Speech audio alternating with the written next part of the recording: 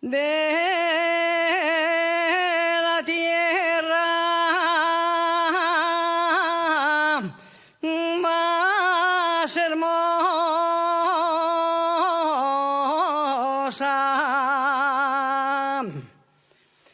Soy del concejo de Aller,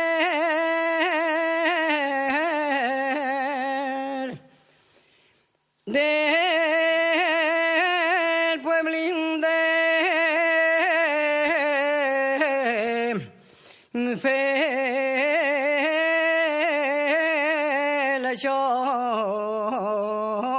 Felechosa.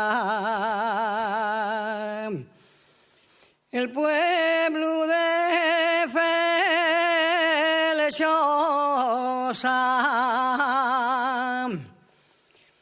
de lejos parece villa,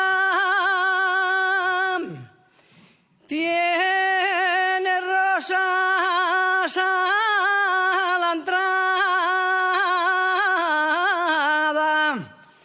claveles